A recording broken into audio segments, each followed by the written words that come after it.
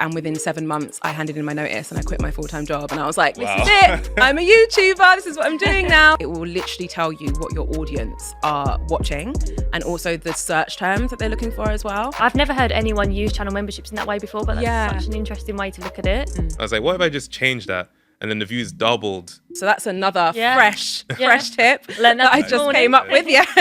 If I take a break from uploading, or kind of get off track of my usual schedule, it will hurt my performance when I decide to return. Is that a true statement or is that a false statement? Hi, I'm Hannah, known on YouTube as Fabulous Hannah. And I'm Simi, known on YouTube as Tamago247 and welcome to Making It, a podcast for creators by creators, where we discuss all the different ways to level up your content, grow your channel, and make it on YouTube. We're both YouTube creators ourselves, and on this show we're going to be talking with other creators about their journeys to success and everything they've learned along the way. Today we're welcoming Jade, whose educational and relatable videos and shorts have got her many incredible opportunities. To start off, we want to take a look at your first video on your channel, take a bit of a trip down memory lane. Ooh, great. Let's take a look at it. Hi guys, welcome to my channel. My name's Jade. I'm a full-time marketer and side hustle addict. I have 4 side hustles, 2 boutiques, 1 Instagram page which we've monetized, and this lovely channel We Side Hustle, which is all about providing content and tips to help anyone who's starting or wanting to level up their side hustle journey. So if that sounds like you, you're in the right place.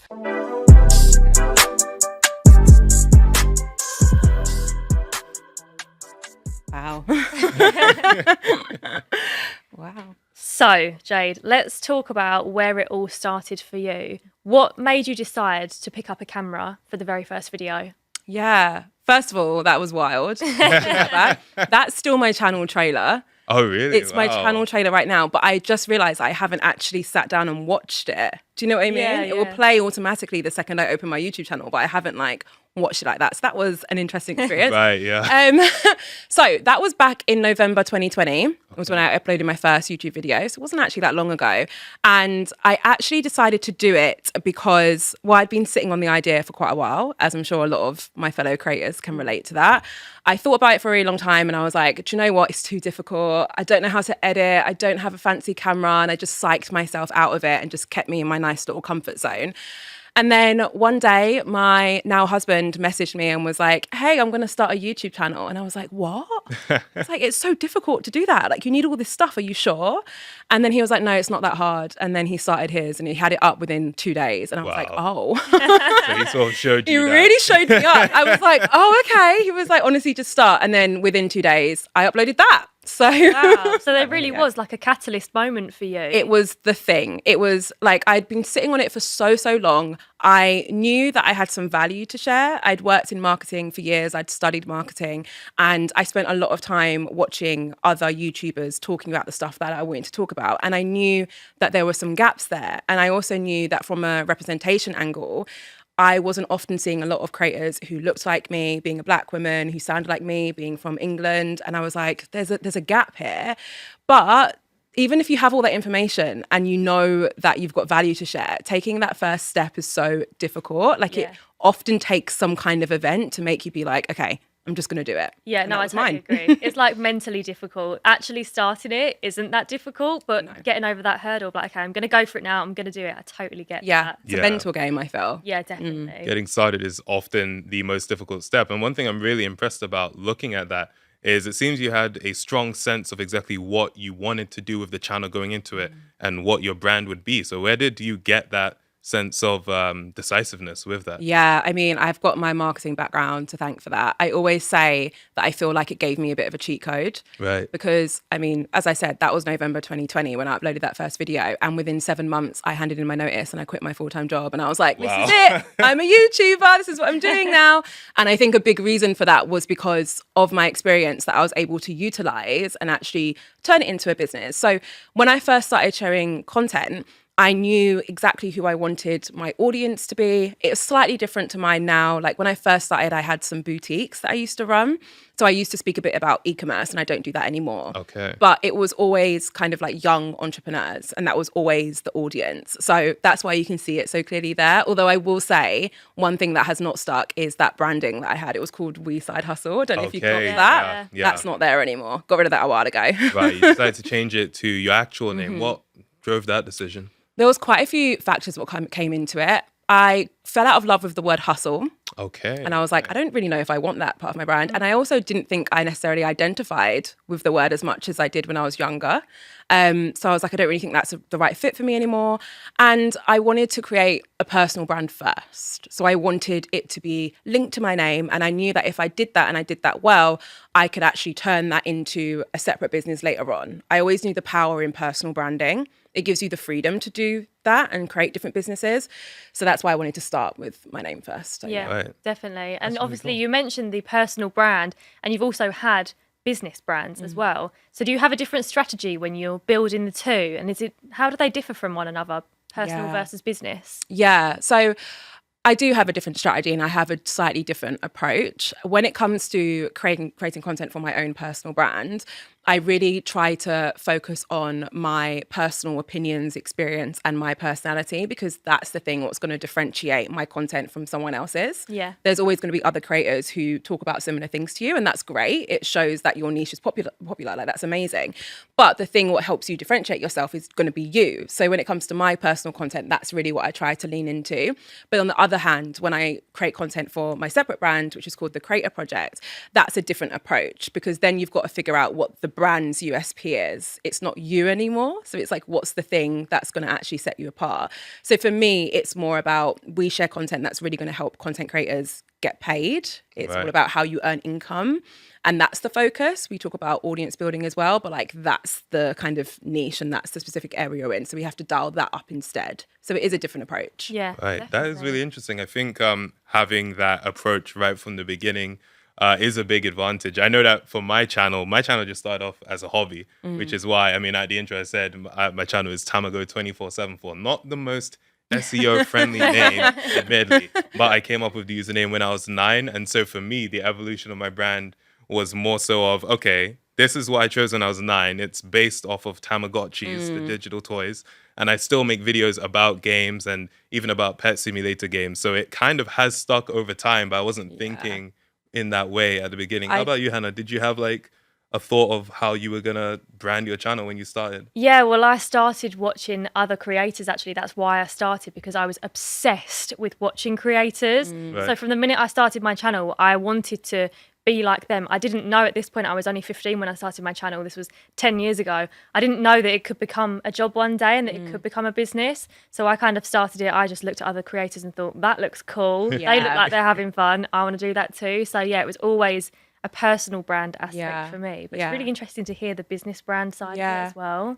I just find it wild that you came up with that name when you were 9. Because if I chose my YouTube channel name when I'm 9, I don't even want to guess what it would be. It would not be something I could still have. I'll tell you that much. Right. You know, fun little side story. There was a point in 2022 where I removed the numbers from my name, and it caused an outroar amongst my audience. They were like, bring the numbers back. And so I was like, oh, okay, the people have spoken. They can't pronounce it, but they do want the numbers. I love it. It just rolls off your tongue as well. It's just so clearly part of your brand. Yeah. I love it. Thank love you. it. Thank you. People want what the people want. Yeah.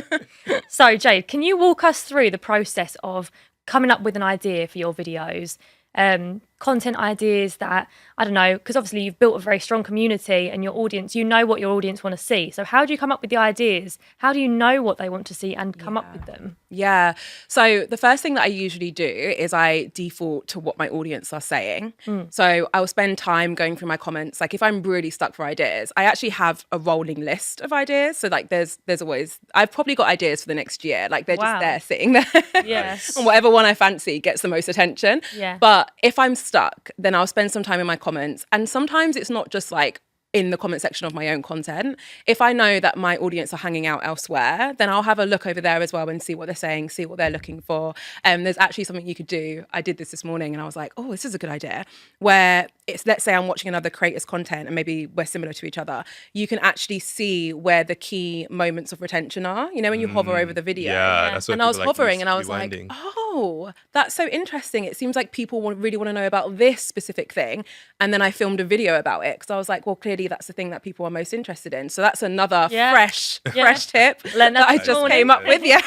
Yeah. But yeah, I spend a lot of time just trying to connect with my audience and figuring out what their kind of pain points are, what questions they're asking. If I do like a long video where I'm covering multiple topics, that's usually a great space for me to get new ideas, because if you go in the comments, people will be asking about one specific part. So you could do a Branch it video off. where you dive deeper into Yeah. it, and then it's a nice little link and a nice little segue. That's Yeah, really cool. definitely. You mentioned that you have this like backlog of ideas for the next year. Where do you write your ideas down? Is it just simple notes? Just in or- my notes. Oh, yeah, right, my okay. notes are absolutely wild, incredibly organized. You'd be shocked if you saw them. You'd be like, what is That's happening? great. It's like my equivalent of like my notebook. Yeah. So I have like different notes for all my ideas. I have like separate notes for when I'm coming up with ideas whilst walking.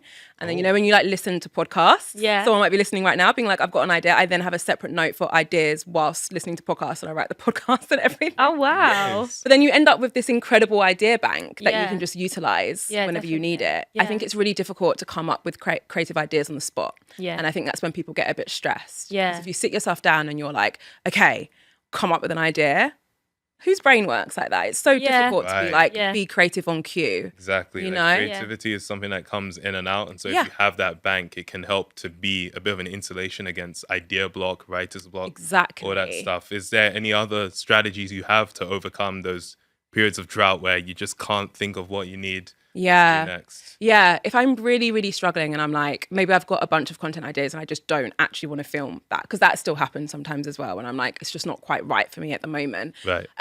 Other than kind of looking into my audience, going back into my content bank, if I'm really struggling, sometimes I just let myself have a break. I'm a big fan of batching content. So I will normally have at least a couple weeks worth of content like there scheduled or at least being edited. Right. So I have that there because it gives me the ability to take a break. Yeah. So let's say, you know, I've fallen poorly for a bit and I just can't film for a little while. It's fine. Or maybe, again, ideas block and I'm like, I just need to chill for a second and disconnect. I can do that because I've got videos just going out by themselves anyway. So Yeah. you'll be surprised how much that helps. Like distance from what you do every day, you're so in it. It becomes very difficult to be objective and actually take a step back and like figure out what you want to create and what people are really asking for when you're so in it mentally. So sometimes just like going outside. What's that phrase that people say? Like touch grass. Yeah. Yeah. Go and touch some grass. Touch grass. I love that. So obviously you mentioned that you look in your comments for inspiration. Are there any other features on YouTube that you find particularly useful? Yeah. So there's a new feature, which is the research tab. Right. On Right. YouTube, which is really cool because it will literally tell you what your audience are watching and also the search terms that they're looking for as well.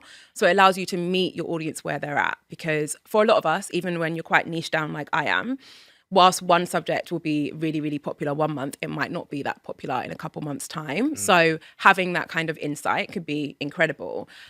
Also, Google Trends. I love Google Trends. Right, I've been using right. Google Trends for a long time. Back in like my marketing days, we used to use it a lot.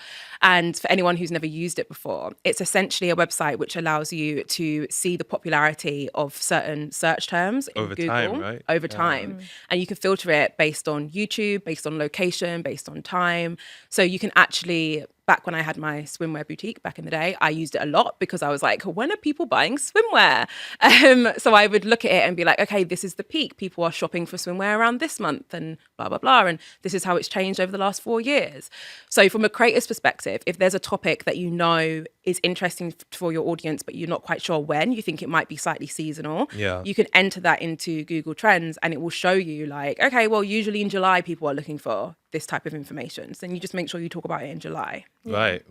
Would you say that for the nature of your content, search is one of the key ways that you are bringing new viewers in. Yeah, it is. It especially was in my early days as well, and it still is now. Search is often the thing that will give my videos the initial boost. And then if people are landing on my videos and then watching a good chunk of it, it will often get picked up by YouTube's algorithm. And that will help me get Naturally like, boost it. everything Yeah. like browse features and suggested. That's how I'll get traffic from there.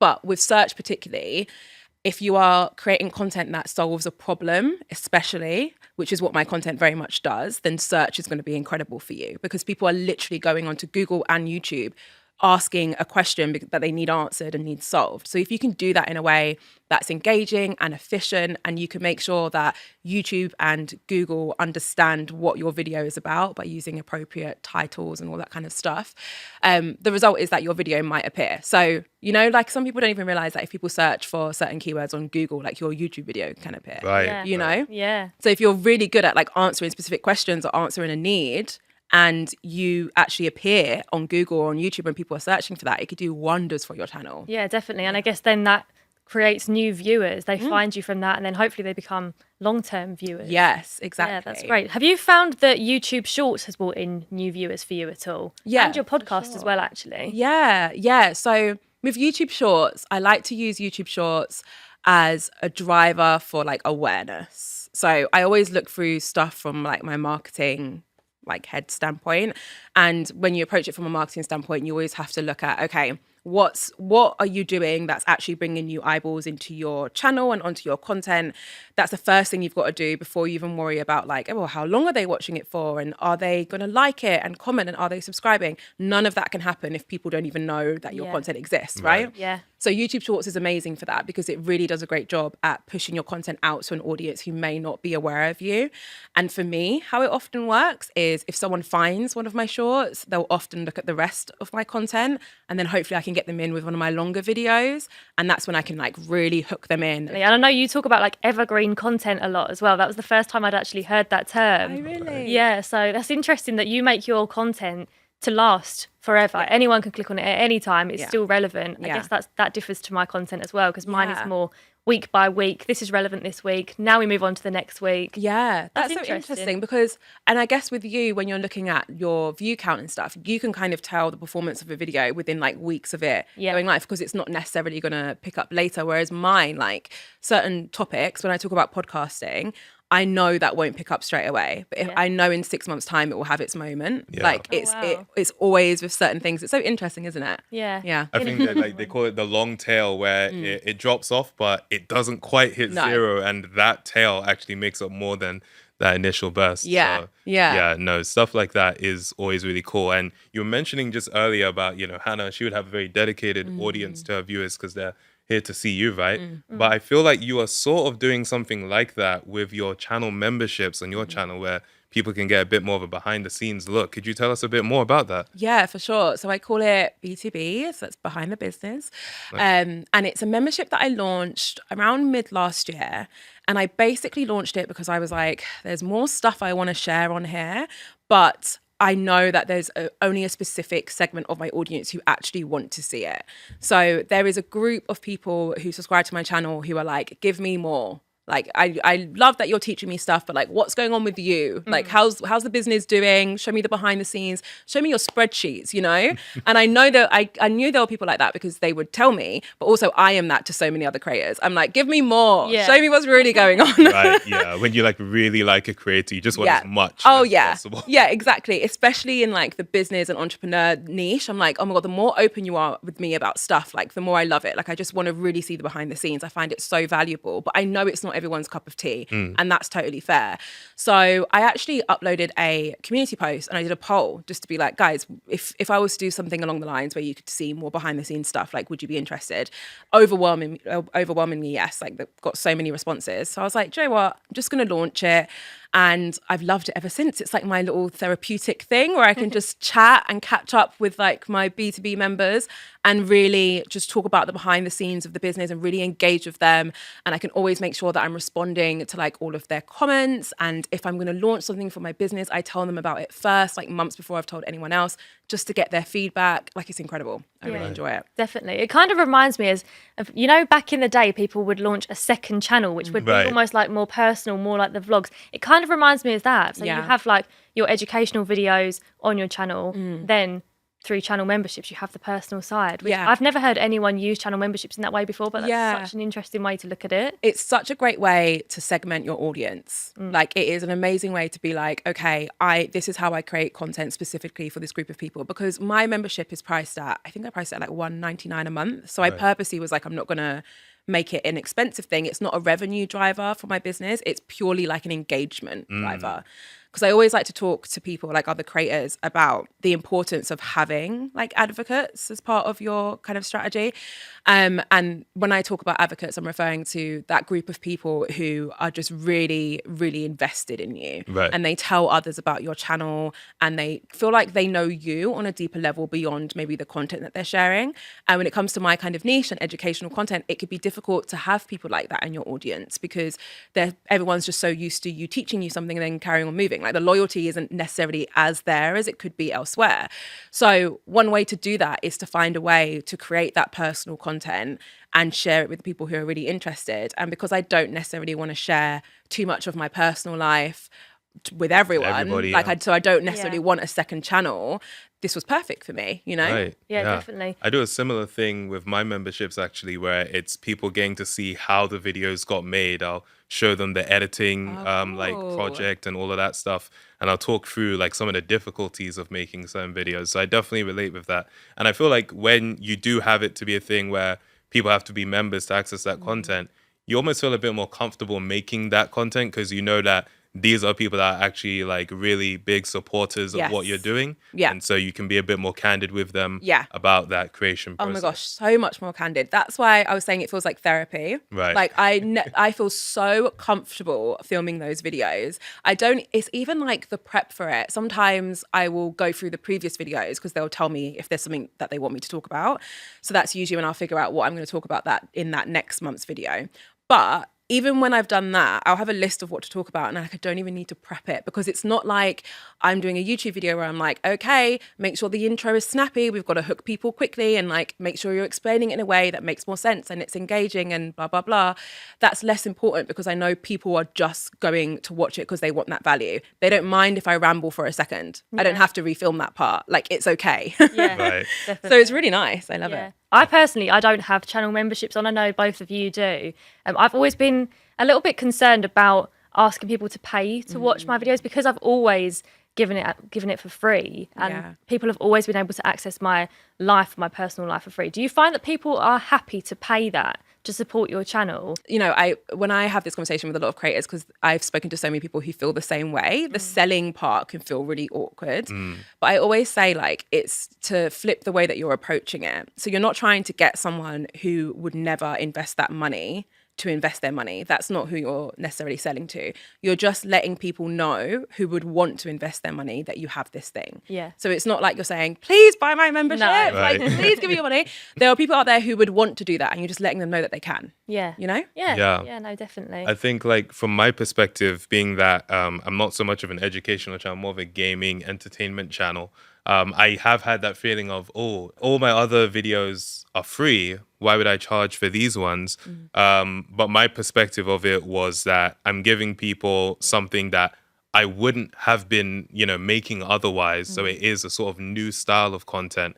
And again, that behind the scenes thing is something that I found people are wanting to pay for. And there's also the aspect of a lot of people just want to support channels. I actually support a lot of channels and don't watch their like exclusive do that, content, yeah. because I just want to support them. And you'll be surprised how many creators and people out there just want to support their favorite creator. Yeah. And so, that's something that I encourage people, like, just start a membership. And, if you have extra stuff you can put out for those members, oftentimes they'll be really happy to see it. So, Yeah. and you were even mentioning that with your membership content, you don't do the whole thing of trying to get everything perfect, having a script and all that. It's very laid back and casual. And I think a thing a lot of creators struggle with is this idea of, it's going to be too much extra work creating all of that exclusive content. And I think one thing to note for them is, a lot of these members are your most dedicated viewers. They're the people who won't mind if something isn't super polished. And so it doesn't mean give them something that isn't worth watching at all. But I think you can relieve yourself of that pressure a bit, and it allows you to lessen the burden of, oh, I have to create all this extra content, even if it's just a quick behind the scenes thing. I think creators are great for that. Do you have any things to say about the idea of it'd be too much extra work to have this membership offering? Well, the thing is we have the power to decide what this membership is going to look like. And there are so many different options that you can use to implement your membership to really figure out, okay, what's this going to look like? So when you're at that stage, come up with a plan that you are excited by, one that you actually want to do. Like, and I always say with anything like that is to start small and then add to it. So, and I always have to tell myself that because I am notorious for doing the opposite, but I have to really force myself to do it. Because when I first wanted to do the membership, I was like, right, I'm going to do weekly videos and I'm going to do this and that. And I was like, no, I just need to relax. Just start small. So I was like, I'm just going to do one video a month. And I'm going to start off allowing myself to be flexible and relaxed with how I create that video and even the date in which it goes live. If you're open and honest with your audience about that, and also they know what they're getting, like you're not trying to disguise the membership as something that it's not, then you'll know that the people who decide to join the membership are the ones who actually want that and they're okay with that and everyone's on the same page.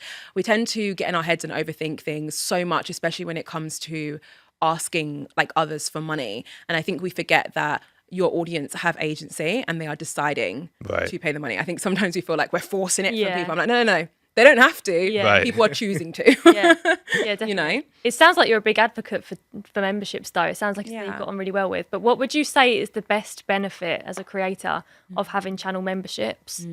For me specifically, it's the fact that I can just have these like private convos with my audience.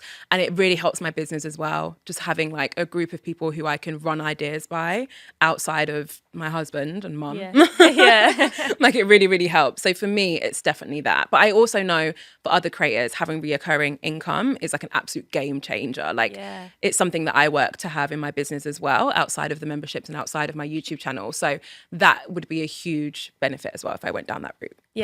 Right. Especially in like the world of live streaming, it's quite common for people to have a paid membership or subscription to their favorite streamer. And I think something about that recurring revenue keeps you insulated from the idea of, oh, what if I don't do as well views-wise next month? You know that your most dedicated viewers are there and they're supporting you and helping you out. I've seen a lot of creators who started a membership or even on another platform, some sort of recurring paid membership thing. And that was the difference between them being able to continue making the videos they enjoy and their audience enjoys and not. So I think if it's an option to someone, they should definitely explore it. Try it out. Definitely. You never know. Was that ever was the financial side of it ever a target for you when you started channel memberships? Did you think about that recurring income every month? Honestly, because of the way I've set my business up, there's a few different income streams.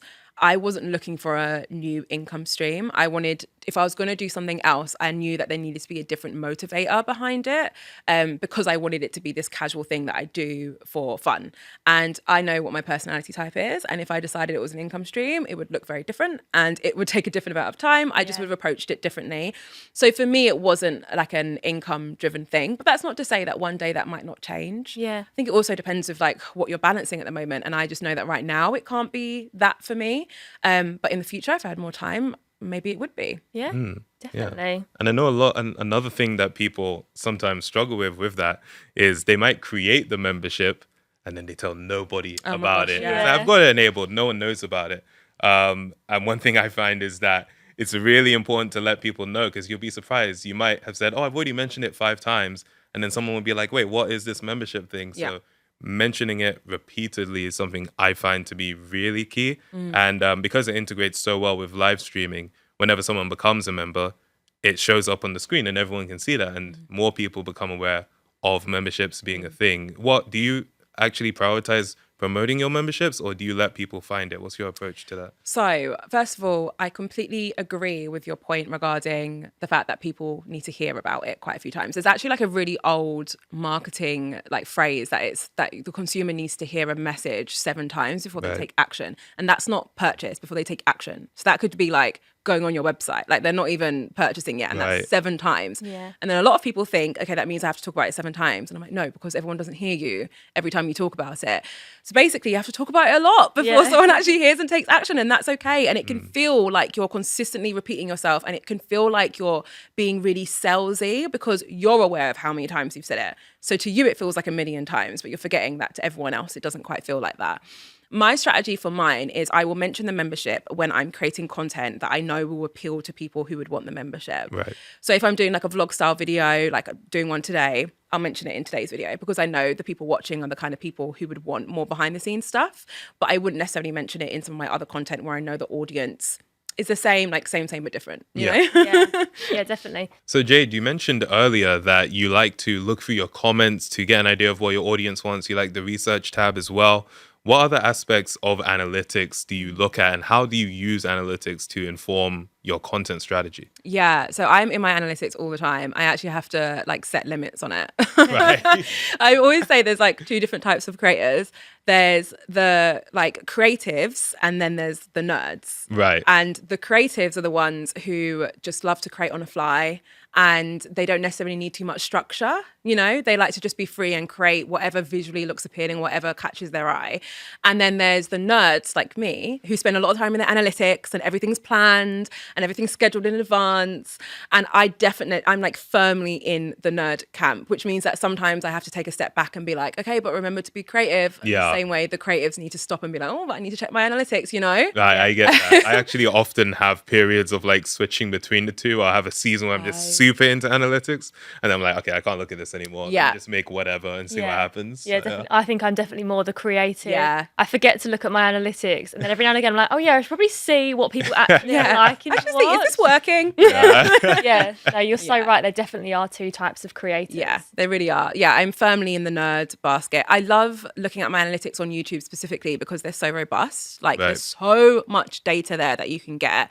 And the way I like to look at it is kind of like a funnel, back to like the good old marketing stuff. I always say I'm one of the few people who actually get value for my degree. So money well spent there. But I always like to look at it from like a funnel marketing approach. So when I'm looking at how my content is performing, I will first look at the top, which is the like awareness stuff, the impressions basically. So are people seeing that my videos are even being created? Because if people aren't seeing my videos around YouTube, then they're never going to know that I'm creating content, and they're never going to click on them. So I'll first look at my impressions. Are they going up? Are they going down? Is it seasonal, etc.? And then I'll take the next level down, which for me is your click-through rate. And that's like CTR is what people might often see. So I like to look at that because now that I know that people are seeing that my videos exist, amazing, but they need to click on them, right? So that's like the next step. So I'll look at my click-through rate and I'll have a rough idea of what a good click-through rate is for my videos and maybe what a low one is. And usually within 24 hours of me posting my video, I can see if there's a bit of a problem. Right. What would you say is your like, oh, this was a good click-through rate or an average click-through rate? Anything above 5% for me is decent. Right. If I'm ever around the 3% mark, specifically between 3 and 4, I'm like, okay, this isn't working. I need to change the thumbnail. I need to change the title. Like something's not quite hitting. Sometimes though, it's the topic and I know that. Okay. So sometimes I'm like, no, it's fine. I just know that this isn't a topic that's going to be really popular yet, and that's okay.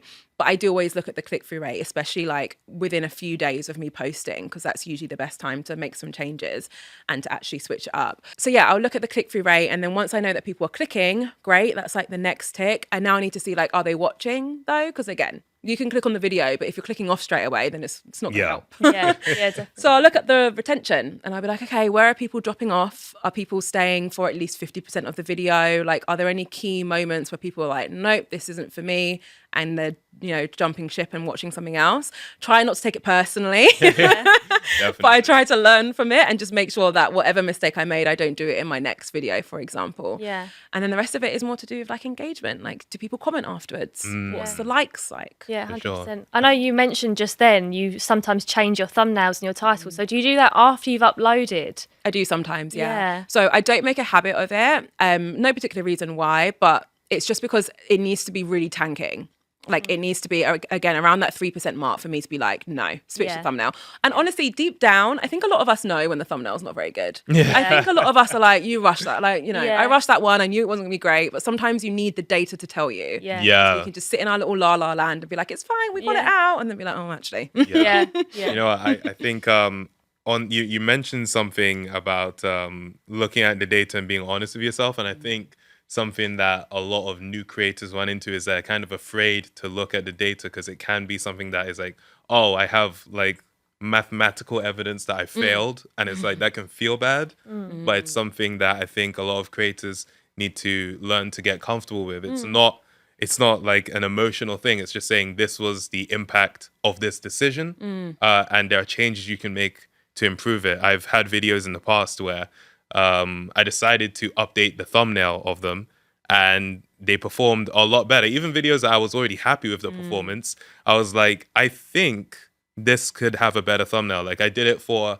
a 5-year-old video. I had just always thought that the thumbnail wasn't super great. I was like, what if I just changed that? And then the views doubled within a few months of me updating that thumbnail. And I was like, oh, okay. I don't make a habit of doing it all the time, even though I know it could work, just because it can sometimes get a bit too much to be mentally like in the past. Sometimes you're like, let me just focus on the next on the video. new stuff. Yeah. But it is That's something so to keep in mind. interesting. But I agree. It's difficult to look at the data sometimes because it's in such black and white that sometimes it can feel discouraging.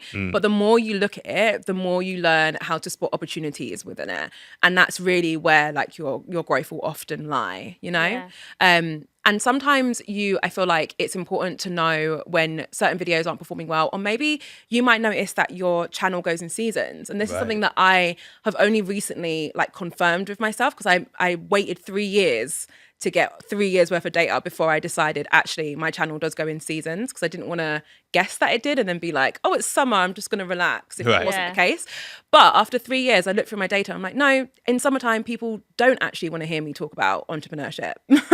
They want to go out and go on holiday. And that is totally fair. Live your best life. But like now I can actually see that. And if I was avoiding the data and maybe I was just seeing the summary numbers, I could end up getting very confused. I might even want to quit. Like if I was coming through summer months and I was like, what's happening? I might be like, it's over and quit, without realizing that actually it's just a season thing. So sort of talking about your channel in general, I'm curious to know why, when you launched your podcast, why did you launch it on a separate channel? Sort of like a channel that was brand new rather than your channel that you uploaded on for such a long time. So it was very much to do with the fact that I knew a big portion of my audience, I was quite in tune with how they consume content and how they want to learn. And there are some who are like, just give me the answer.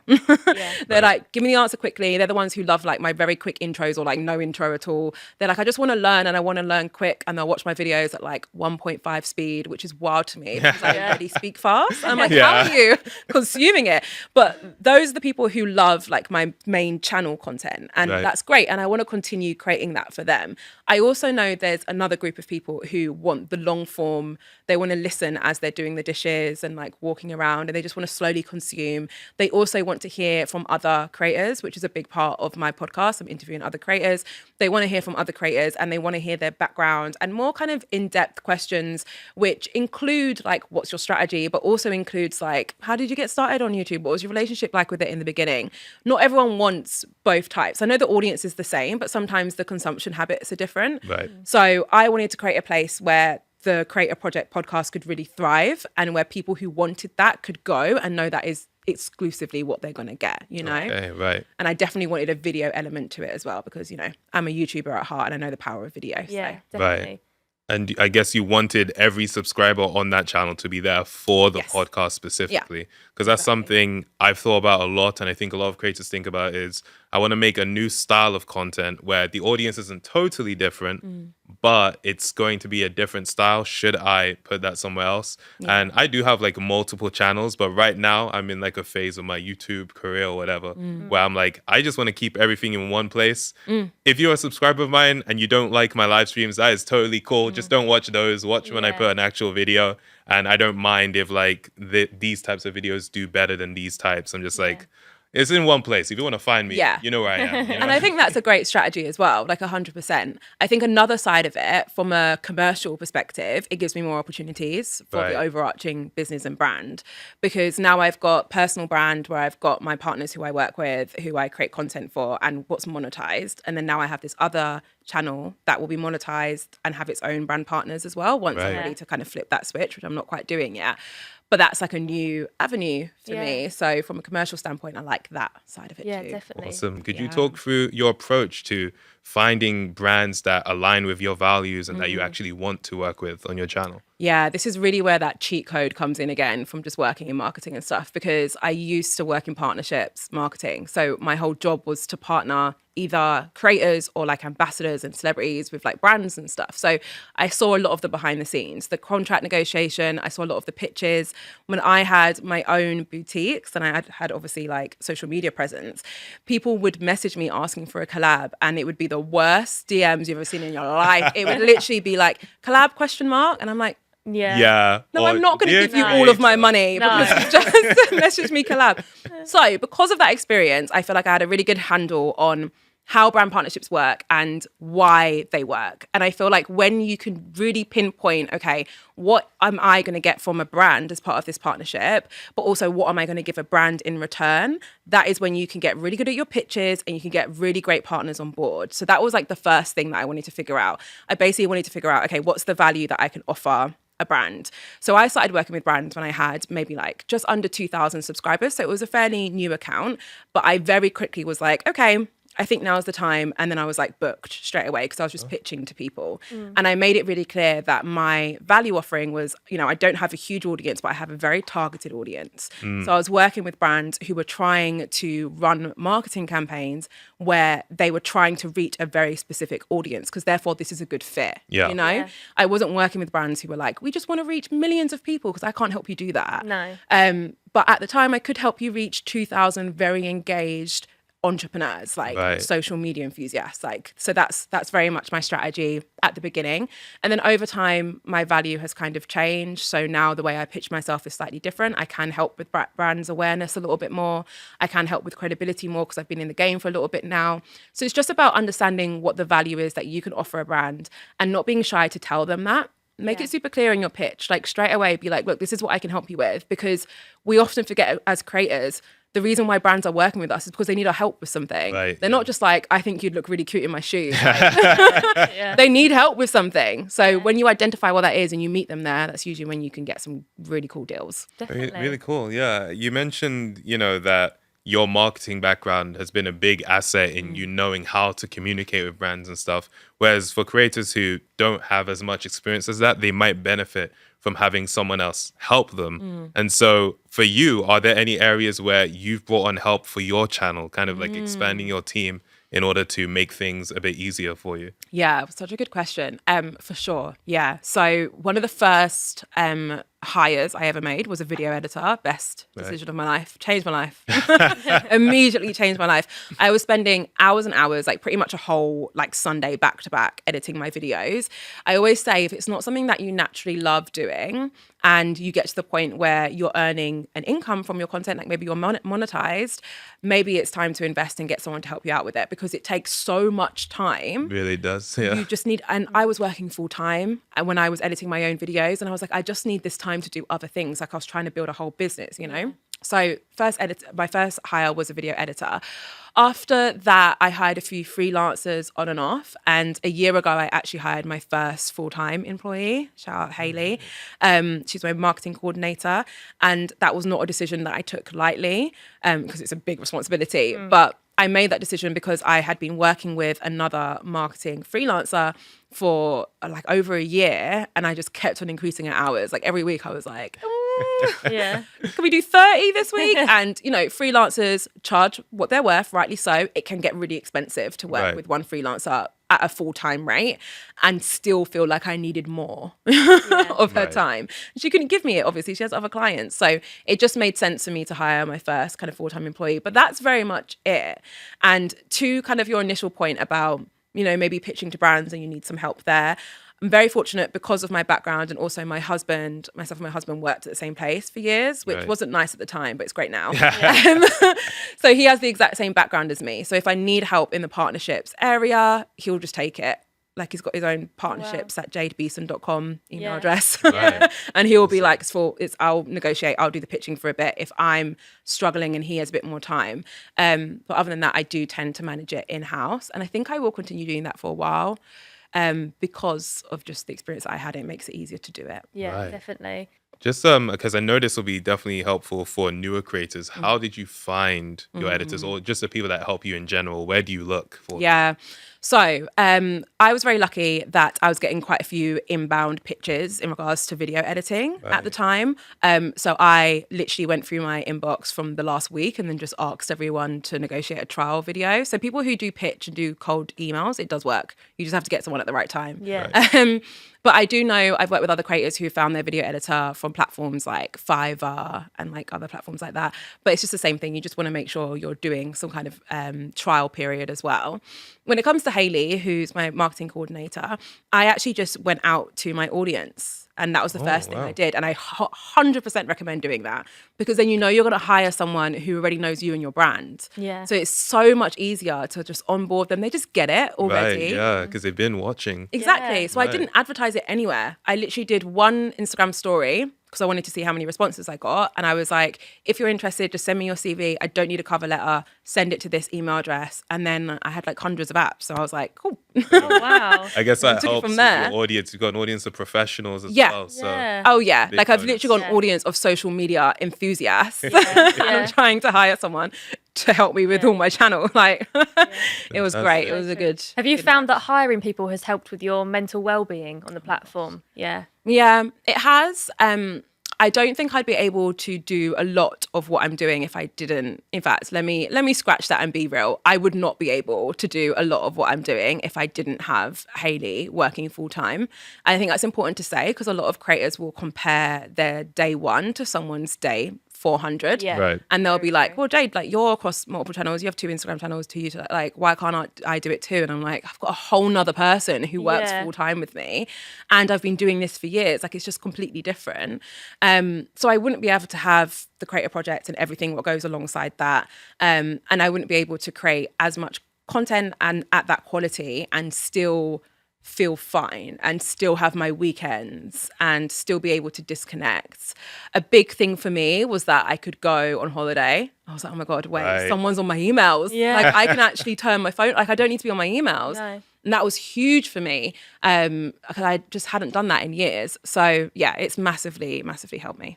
All right, so we just had a great conversation with Jade, sharing a lot of knowledge, but now it's time to put that knowledge to the test with a quiz. We're going to be asked some questions, not only about each of our own channels, but also about the YouTube platform as a whole. I like this bit. This might be my favourite segment.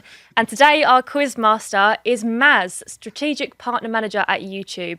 She's at the quiz master table just over here. Everyone give Maz a wave. Woo! Okay, are we ready?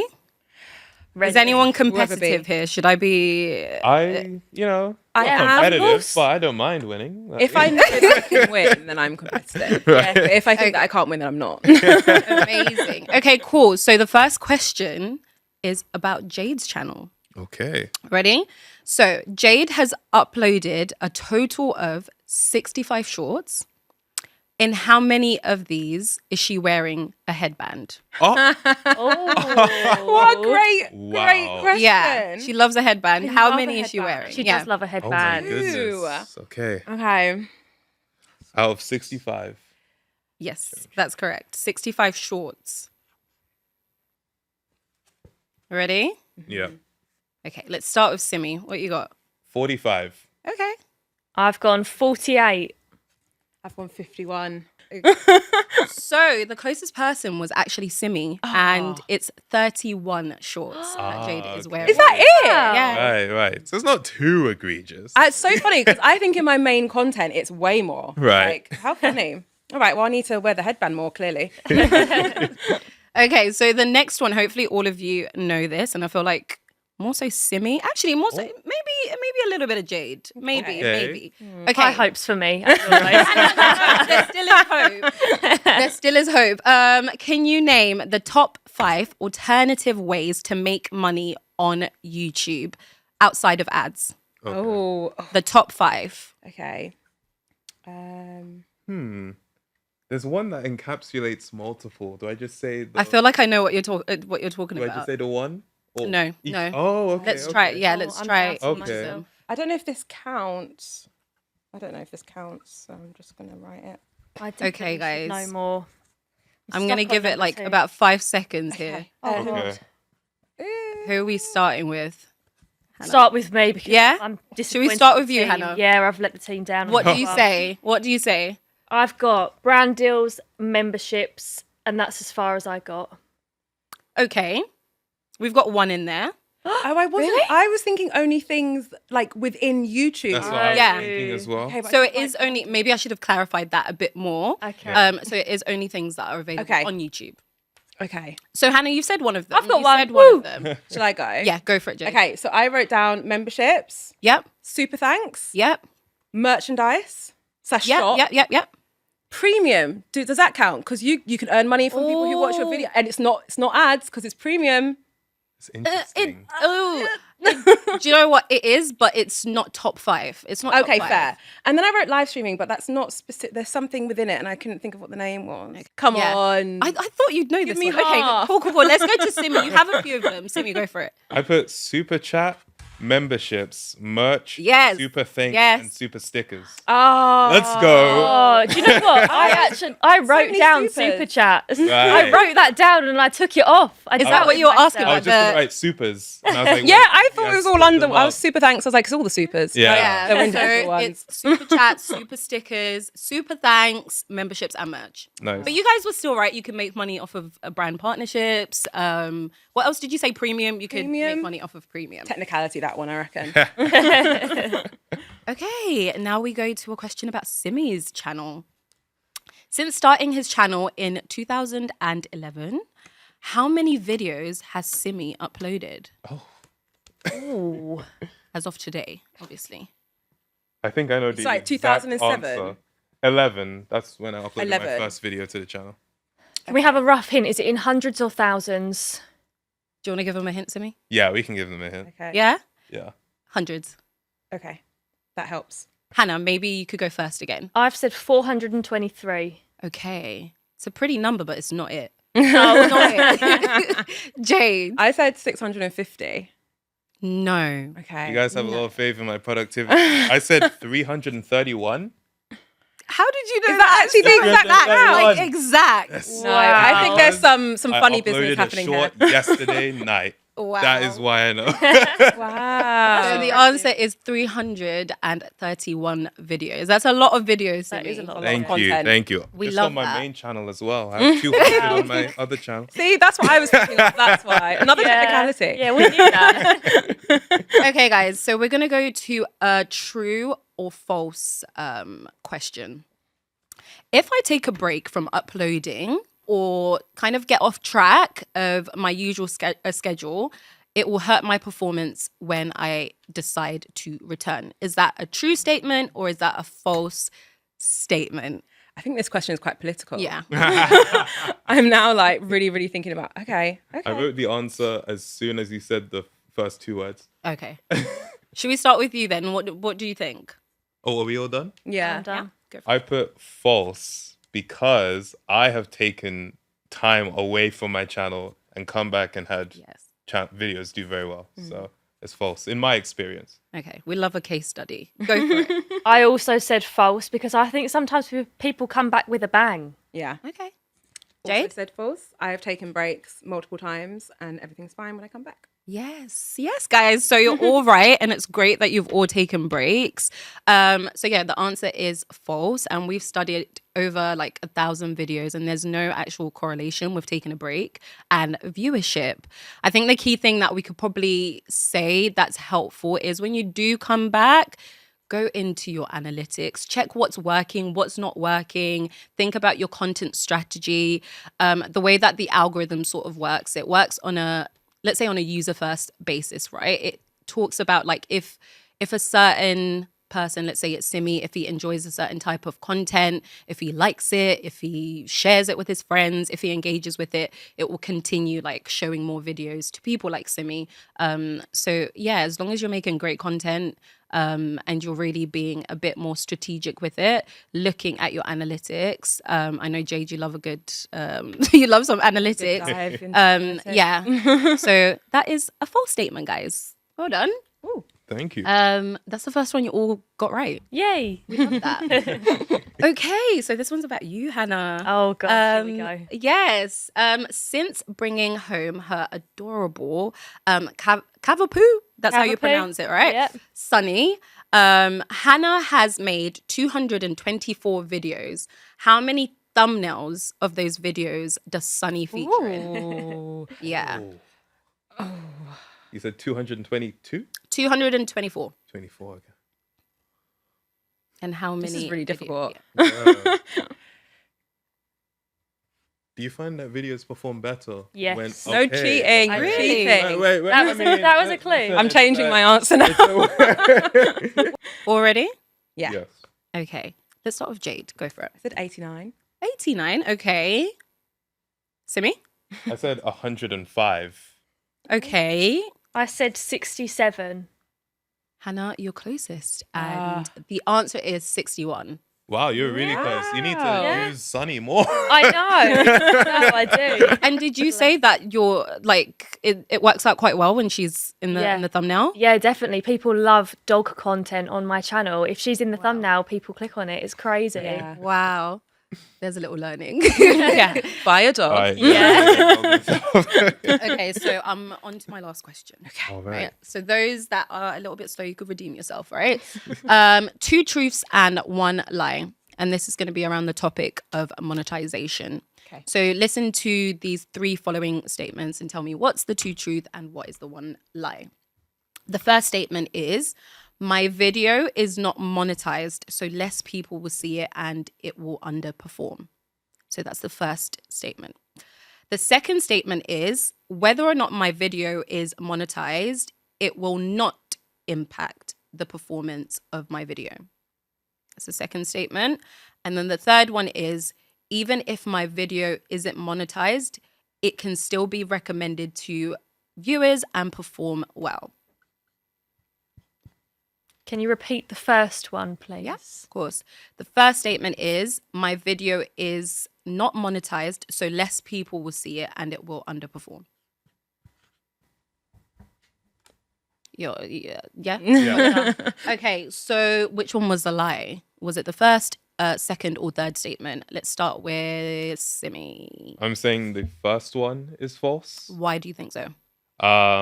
Because YouTube wouldn't, affect the performance of a video if it was demonetized, because it's still the algorithm for recommending videos is not related to whether or not it's monetized. Exactly. Oh, No.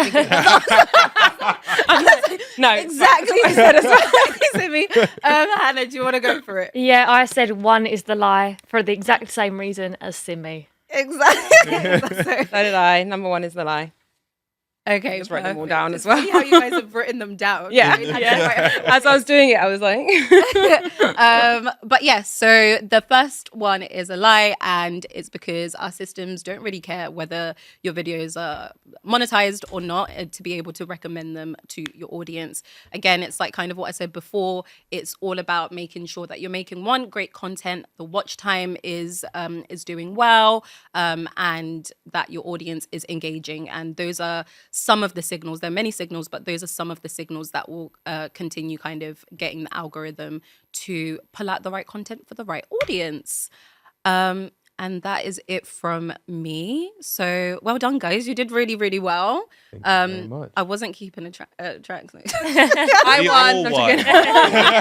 We're all winners. But well done, guys. Thank you, and thank you you. to Maz for being a wonderful host. Thank you. Thank you. Okay, so we're almost at the end of the conversation, but Jade, I would love to know, we started with your very first video. What advice would you give to younger Jade in that video? I think I would tell younger Jade to relax. I think I could sense the nerves when I was watching that video earlier. But more than anything, I felt like I was kind of on edge and quite nervous for a lot of the early days of my journey. And hindsight's always 2020, but I truly had nothing to be so scared about. And I also wouldn't want to tell her anything that would make her act differently or make any different decisions or choices, because I'm so content and so thankful for where I've ended up until this point. So I wouldn't want to change that in any way. Well, thank you, Jade, for coming on and for sharing your insights. It was incredible to hear. So thank you very much. Thank you. Thank you guys for having me. I had a great time. If you're interested to learn more about what we've been talking about with Jade, there are resources in the description down below. And while you're there, be sure to like and subscribe. Thank you, everyone, for following this episode of Making It. We hope you enjoyed watching, listening, however you consume this, as much as we enjoyed creating it for you today.